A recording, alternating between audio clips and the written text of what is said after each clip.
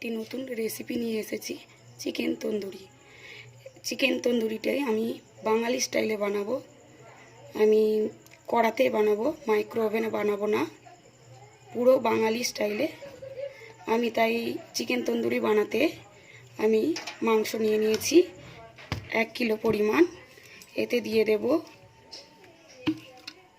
Vinegar, 1 CP পরিমাণে vinegar দিয়ে দেব। Vinegar দিয়ে দিলাম। এতে দেব হলুদ গুঁড়ো, অল্প সামান্য পরিমাণে হলুদ গুঁড়ো দিয়ে দেব। দিয়ে দেব লঙ্কা গুঁড়ো,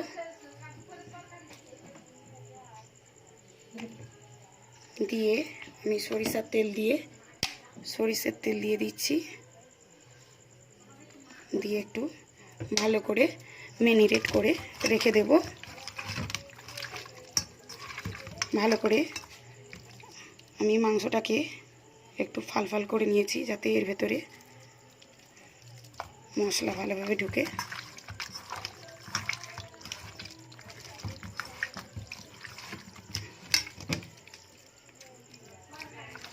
ভালো করে মিশিয়ে নিয়েছি। এটি আমি রেখে দেব।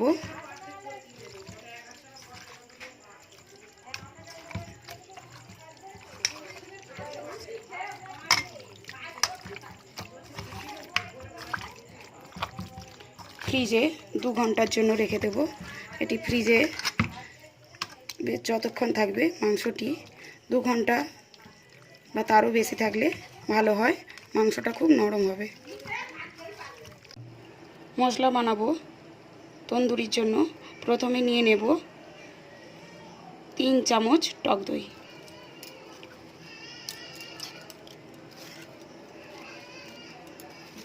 এতে দিয়ে দেব 1.5 চামচ আদা বাটা। তার থেকে একটু বেশি পরিমাণে লাগবে। নিয়ে নেব রসুন বাটা 2 চামচ।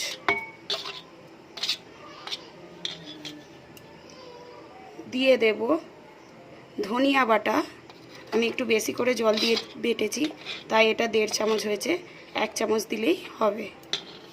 দিয়ে দেব জিরে বাটা 1 চামচ। দিয়ে দেব গোলমরিচ গুঁড়ো 3 ভাগের 1 ভাগ। দিয়ে দেব 1/2 চামচ গরম মশলার গুঁড়ো।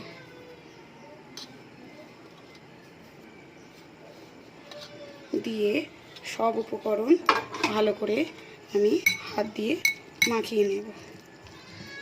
ফেটে নিয়েছি দইটা, মশলাটি আমার তৈরি হয়ে গেছে। এতে দিয়ে দেব হলুদ গুঁড়ো। প্রথমে একটু হলুদ গুঁড়ো দিয়েছি, তাই একটা দেখে দিতে হবে। স্বাদ মতো লবণ।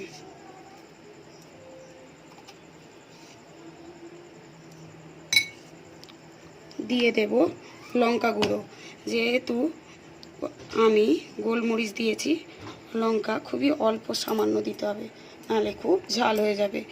এবং ম্যারিনেশন করার জন্য তখন আমি লঙ্কা গুঁড়ো মাংসতে মাখিয়ে রেখে দিয়েছি, এই জন্যে লঙ্কা গুঁড়ো অল্প দিলে হয়ে যাবে।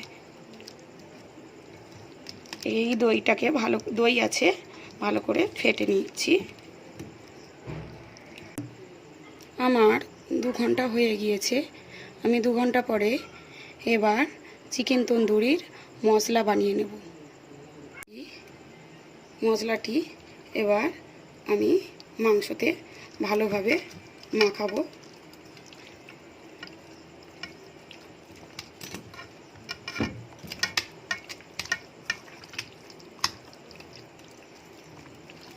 ভেতরে মশলাগুলো ভালো করে ছিঁড়ে দিতে হবে।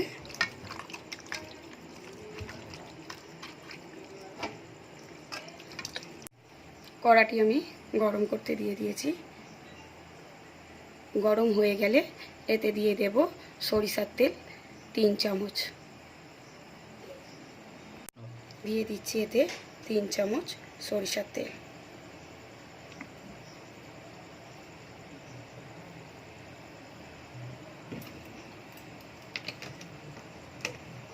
এই রান্নাটা পুরোপুরি সরিষার তেলে হবে, তবে মাংসটা খুব টেস্ট হবে।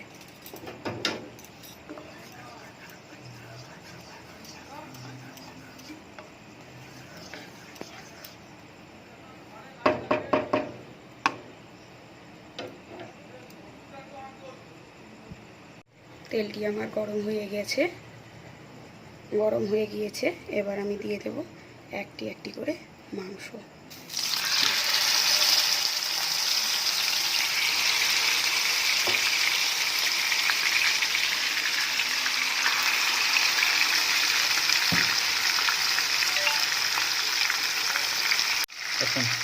এটি আমি ঢাকা দিয়ে দেব, দিয়ে হতে দেব 7 মিনিট।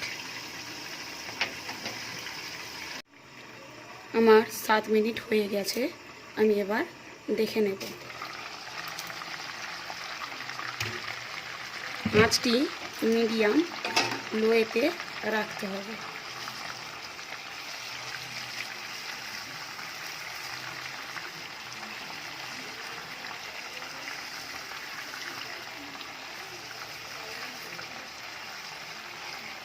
খুব সুন্দর হয়েছে, একটু পোড়া পোড়া হয় এই মাংস।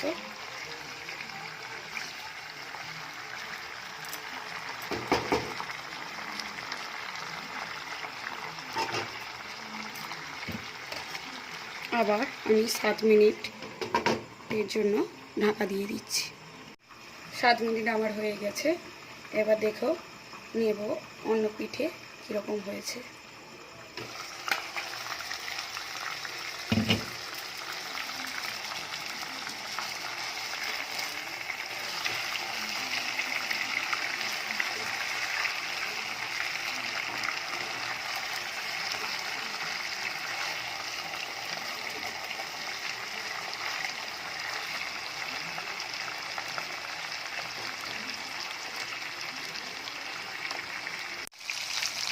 দেখুন আমার তন্দুরিটা হয়ে এসেছে, আর এই তন্দুরি একটু পোড়া পোড়া হয়।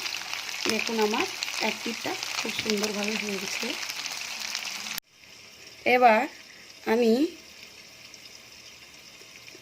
গন্ধ আনার জন্য, মানে তন্দুরিতে তো একটু পোড়া পোড়া গন্ধ লাগে, তার জন্য আমি একটি কাঠ কয়লা করে নিচ্ছি। কাঠকে পুড়িয়ে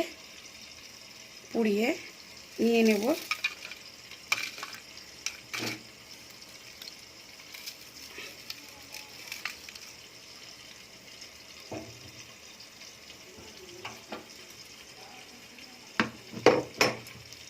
এটা আমি এই মাংসটার মাঝখানে বসিয়ে দেব, দিয়ে একটু সরিষার তেল দিয়ে দেবো, যাতে একটু পোড়া পোড়া গন্ধ ওঠে, দিয়ে ঢাকা দিয়ে দেব। আমার বানানো হয়ে গিয়েছে চিকেন তন্দুরি।